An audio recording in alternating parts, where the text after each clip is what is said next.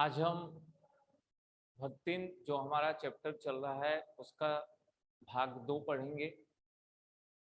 पहले भाग में हम भक्तिन के सामान्य परिचय के साथ ही जीवन का पहला परिच्छेद पढ़ा था कि जीवन के पहले भाग में पहले परिच्छेद में भक्तिन के साथ क्या क्या हुआ, और हमने देखा कि भक्तिन के जन्म के कुछ समय बाद ही माता की मृत्यु हो गई थी। सौतेली माँ मिली थी। 5 वर्ष में शादी, 9 वर्ष में गोना हो गया था। और उसके बाद ससुराल में रहने लगी थी, और ससुराल में रहना जैसे ही शुरू होता है उसके बाद पीछे से पिता की मृत्यु भी हो जाती है। बड़ी परेशानियां रही थी। बेटा वॉइस को म्यूट करें।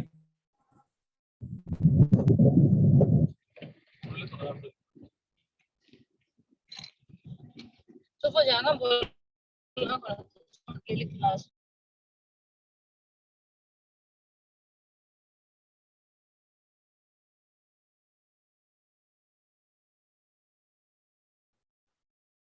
हमने देखा कि जीवन के पहले परिच्छेद में परेशानियां थी।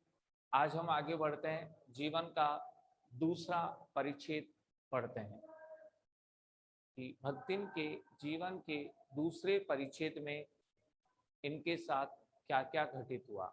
और सार रूप में हम कह सकते हैं कि जीवन के इस परिच्छेद में भी सुख कम और दुखों की संख्या अधिक रही है। दुख ज्यादा रहे जीवन के इस दूसरे भाग में भी।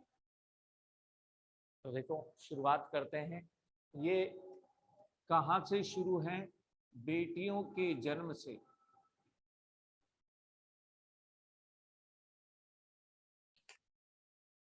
भक्तिन ने 3 बेटियों को जन्म दिया था। यहाँ से जीवन का दूसरा परिच्छेद का वर्णन है, विभाजन है। और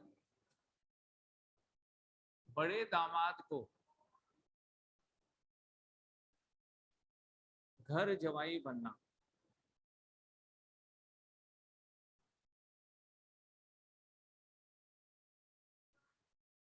यहाँ तक जीवन का दूसरा परिच्छेद है। बेटियों को जन्म दिया वहां से लेकर के, और बड़े दामाद को इन्होंने घर जवाई बना लिया था, यहाँ तक जीवन का दूसरा परिच्छेद है। शुरुआत करते हैं कि भक्तिन ने गेहूं रंग और बटिया जैसे मुख वाली पहली कन्या के 2 संस्करण कर डाले। ये थोड़ी भाषा कठिन है, समझ लेते हैं क्या बात हुई। गेहुआ रंग था और बटिया यानी गोल गोल मुख वाली एक कन्या को जन्म दिया। भक्तिन ने जब ये ससुराल में रहने लगी तो भक्तिन ने वहां गेहुए रंग और गोल मुख वाली पहली कन्या को जन्म दिया, लेकिन उसके बाद भी 2 संस्करण और कर डाले। यानी उसके बाद भी जो इनके 2 संतानें और हुई वो भी कन्याएं थी, वो भी लड़कियां थी। तो पहले एक कन्या ने जन्म लिया और उसके बाद क्रमशः वैसे ही 2 और कन्याओं ने जन्म ले लिया। इस प्रकार 3 बेटियों को जन्म दिया। भक्तिन ने 3 बेटियों को जन्म दिया। एक भी संतान पुत्र या बेटा नहीं थी, तीनों ही बेटियां थी। और तीनों का गेहुआ रंग था और गोल मुख था, बटिया जैसे बाटी जैसे गोल मुख था। 3 कन्याओं को जन्म दे दिया। अब देखिए, सास के भी 3 बेटे ही बेटे थे और 2 जेठानियां थी, उनके भी बेटे ही बेटे थे। बेटी किसी के भी यहाँ जन्म नहीं ली थी, लेकिन जैसे ही वहां पर भक्तिन गई सबसे छोटी पुत्र वधू बन करके, तो यही ऐसी पत्नी थी, ऐसी बहू थी घर में जिसने 3 बेटियों को जन्म दिया था। तो अब दंड मिलना भी स्वाभाविक था, क्योंकि सास के बेटे बेटे, जिठानियों की भी बेटे बेटे, लेकिन इसने बेटियों को जन्म दे दिया, इसलिए दंड मिलना स्वाभाविक हो गया। सास भी परेशान करने लग गई, इनके पति से चुगली करने लग गई। जिठानियां भी अब परेशान करने लग गई। जिठानियां कोई काम नहीं करती थी, क्योंकि वो बेटों की माता थी। इधर उधर बैठ करके चर्चा करके अपना समय ऐसे ही व्यतीत कर देती थी। और उधर जो इनके बेटे थे, जिठानियों के जो बेटे थे, वो काले कलूटे थे, वो भी कुछ नहीं करते थे, लेकिन खान पान में भी अंतर रखा जाने लगा। उन्हें पीने को दूध मिलने लगा, उन बेटों को, जेठ के बेटों को, जिठानियों के बेटों को। और यहाँ भक्तिन की बेटियों को मट्ठा यानी छाछ पीने को मिलती थी। जिठानियां जब भात खाती थी, चावल खाती थी, तो राब यानी गन्ने का गाढ़ा रस उसमें मिलाकर के बड़े आनंद के साथ खाती थी। लेकिन इधर भक्तिन को खाने के लिए घुघरी मिला करती थी। जिठानियां काम भी नहीं करती थी, सारा काम भी इधर इनको ही यानी भक्तिन को ही करना पड़ रहा था। घर का काम, खेतों का काम, पशुओं के पालन संबंधी काम, ये सारे काम अब भक्तिन को ही करने पड़े, क्योंकि भक्तिन की 3 बेटियां थी, वो सब बेटों की माँ थी। इसलिए भक्तिन के साथ अब अच्छा व्यवहार ससुराल में भी नहीं किया गया। बेटियों को भी कुछ घर के काम में मदद कराना पड़ता था, बेटियां भी मदद करवाती थी भक्तिन की। कुल मिलाकर अब ससुराल में भी परेशानियां शुरू हो गई। यहाँ तक कि भक्तिन को खोटे सिक्कों की टकसाल जैसी पत्नी भी कहा गया। यहाँ खोटे सिक्के लड़कियों को कहा गया। लड़कियों को खोटे सिक्के के समान बताया गया, और टकसाल स्वयं भक्तिन को कहा गया कि भक्तिन ऐसी टकसाल है जहां पर खोटे सिक्के बनाए जाते हैं, अर्थात इसने लड़कियों ही लड़कियों को जन्म दिया है, ये ऐसी पत्नी। खोटे सिक्कों की टकसाल जैसी पत्नी भी कह करके और भक्तिन को संबोधित किया। लेकिन भक्तिन उन सब कष्टों को सहती। वो जो दंड एक तरह से दिया जा रहा है ससुराल में बेटियों को जन्म देने के कारण, उसे सहन कर रही है। लेकिन एक संतुष्टि की बात यही है कि पति भक्तिन से बहुत प्रेम करते थे। जिठानियां, सास ये कुछ भी चुगली कर दें, लेकिन वो अपनी पत्नी को अच्छी तरह से जानता था, कभी उनके कहने में आकर के और अपनी पत्नी को यानी भक्तिन को कभी पीटता नहीं था, भला बुरा नहीं कहता था। जबकि जिठानियां कई बार अपने पतियों द्वारा पीटी कूटी जाती थी, लेकिन इसके पति ने कभी इसे नहीं छुआ, कभी नहीं पीटा, क्योंकि वह अपनी गुणवती बुद्धिमती अपनी पत्नी को, भक्तिन को अच्छी तरह से जानता। अब बहुत ज्यादा घर का, खेतों का, पशुओं संबंधी काम काज जब भक्तिन को करना पड़ रहा था, तो भक्तिन को समझ उन सबसे ज्यादा थी। संपत्ति की जानकारी, उपयोगिता, इन सब के बारे में ज्यादा जानकारी भक्तिन के पास ही थी। कुछ समय बाद अलगोजा हुआ। अलगोजा का अर्थ होता है बंटवारा।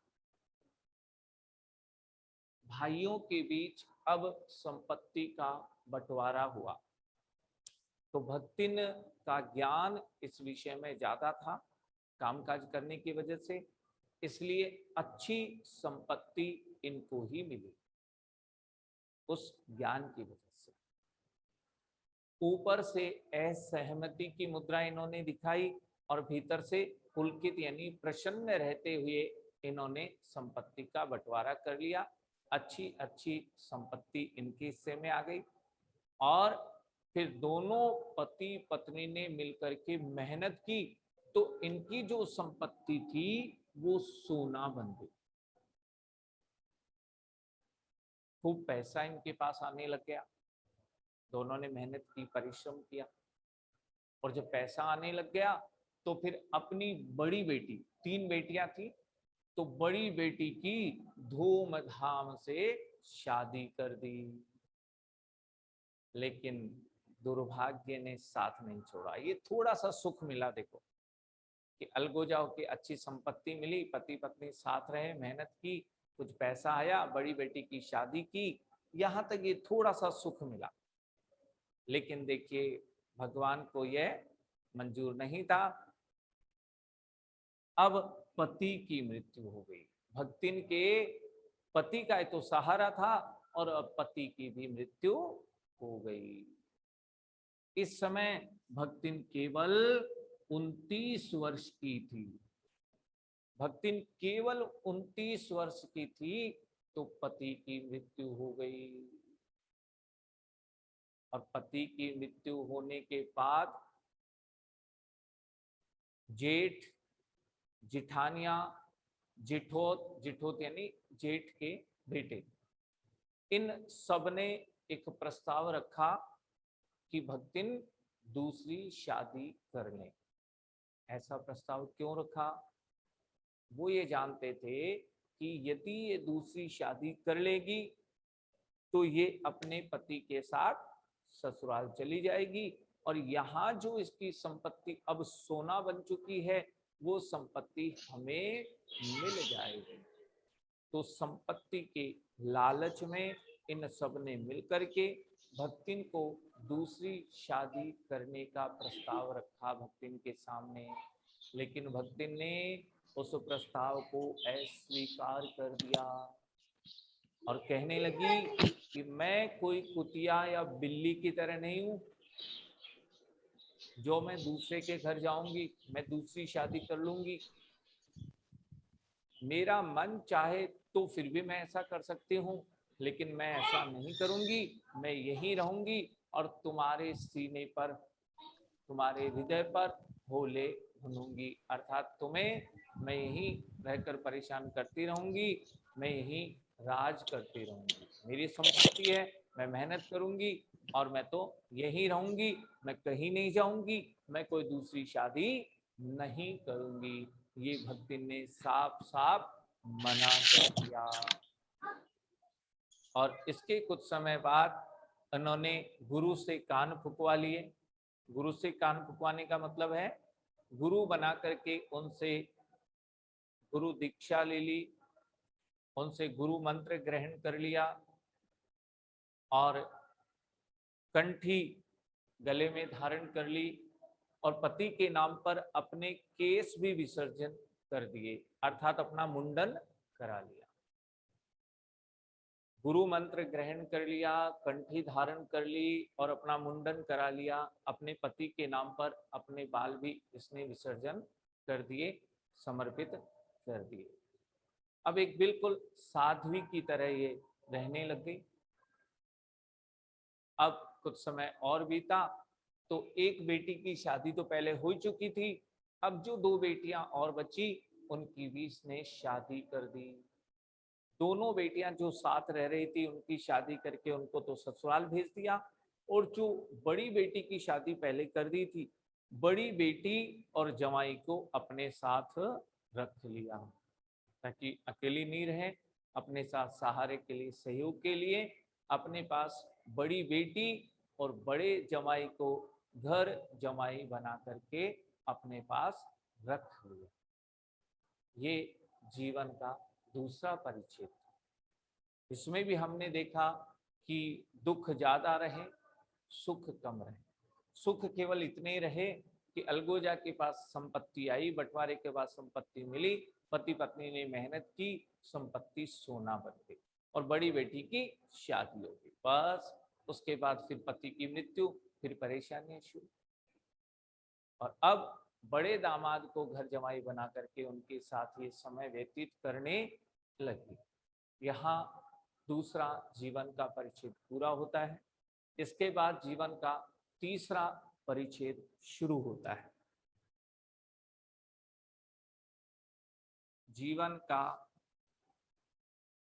तीसरा परिच्छेद, ये जीवन का तीसरा भाग अब शुरू होता है और ये शुरू होता है बड़े दामाद की मृत्यु से शुरू होता है। देखिए, जिसे घर जमाई बना के रखा, अब जैसे ही जीवन का तीसरा परिच्छेद हुआ शुरू, तो दुर्भाग्य फिर साथ में। अब बड़े दामाद की मृत्यु हो गई, जिसे घर जमाई बना के रखा था उस दामाद की मृत्यु हो गई। तो बड़े दामाद की मृत्यु से लेकर के और गांव छोड़ने तक, इस गांव को ही छोड़ दिया, सब कुछ यहाँ छोड़ करके महादेवी वर्मा के पास चली गई। ये सारी बातें तीसरे परिच्छेद के अंतर्गत आएगी, वर्णित है। हम देखते हैं कि जीवन के तीसरे परिच्छेद में भी दुर्भाग्य ने भक्तिन का साथ नहीं छोड़ा। दुर्भाग्य ने भक्तिन का साथ नहीं छोड़ा। इस जीवन में भी दुर्भाग्य भक्तिन के साथ रहा। क्या हुआ कि जिसे घर जमाई बना के रखा था, उस जमाई की क्या हो गई? मृत्यु हो गई।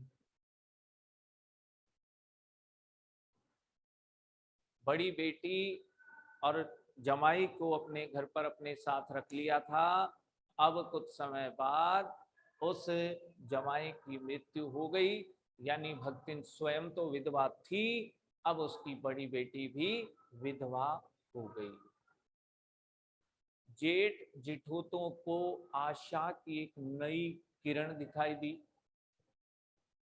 कि ठीक है, भक्तिन ने तो शादी करने से मना कर दिया, लेकिन अगर हम किसी अपने रिश्तेदार से, अपने संबंधी से, अपने परिचित से अगर इस भक्तिन की बेटी की शादी करा देंगे, तो भी अप्रत्यक्ष रूप से इनकी संपत्ति पर हमारा अधिकार या नियंत्रण हो जाएगा।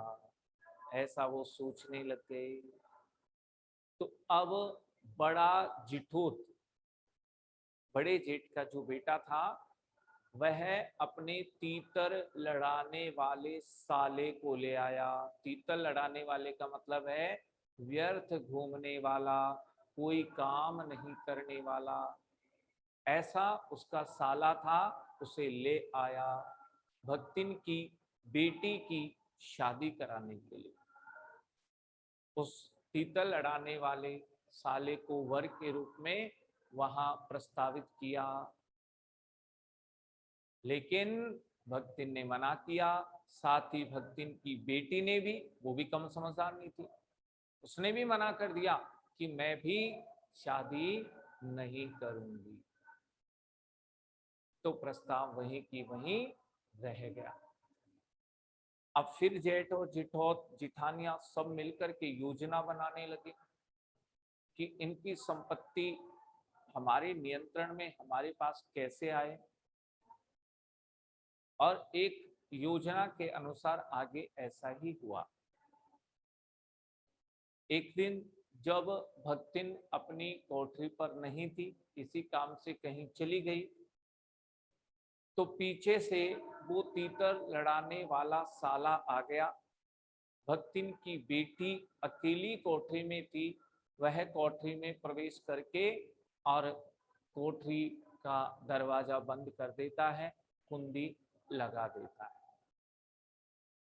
इतने में ही जेठ जिठोत गांव वालों को इकट्ठा करके वहां ले आते हैं और फिर जब उस कोठरी के दरवाजा खोल करके वो बेटी उस साले को पकड़ करके सबके सामने लाती है, वो नहीं चाहते हुए भी जो दूल्हा बनना चाह रहा था उसे अच्छे से पीट करके उसकी धुनाई करके और फिर वो गांव वालों के सामने उसे पकड़ करके बाहर लाती है। गांव वाले आश्चर्यचकित हो जाते। जब उनसे पूछा जाता है तो वह तीतर लड़ाने वाला साला ये कहता है कि मैं तो इसका निमंत्रण पाकर ही गया था, इसी ने मुझे कोठरी में बुलाया था। और बेटी ये कहती है, भक्तिन की बेटी, कि मैंने इसे नहीं बुलाया था, ये जबरदस्ती आया था और आप इसकी हालत देख लीजिए, मैंने अच्छे से इस वजह से इसकी पिटाई भी की है। लेकिन पंचायत बैठ गई वहां पर और उन्होंने कहा कि इसमें किसी की भी गलती नहीं है, ये गलती तो कलयुग की कारण कलयुग की है, कलयुग के कारण ऐसा हुआ है। अब जब दोनों एक ही कोठरी से बाहर निकले हैं तो फिर दोनों को पति पत्नी के रूप में ही रहना होगा, ऐसा अपीलहीन फैसला सुना दिया गया। अपीलहीन का मतलब यह है कि अब इस फैसले की अपील कहीं भी नहीं कर सकते। ये सर्वोच्च निर्णय है कि आपको ऐसा ही करना पड़ेगा। अब पंचायत ने जब फैसला दे दिया, पूरे गांव के लोगों ने मिलकर के ये फैसला दे दिया कि दोनों को पति पत्नी के रूप में ही रहना होगा, तो मान न मान में तेरा मेहमान वाली कहावत यहाँ पर हो गई कि ना भक्तिन चाहती थी ना उसकी बेटी चाहती थी कि हम शादी करें, लेकिन अब बिना चाहे, नहीं चाहते हुए भी जबरदस्ती भक्तिन की बेटी को ये एक तरह से वर मिल गया है, नहीं चाहते हुए भी।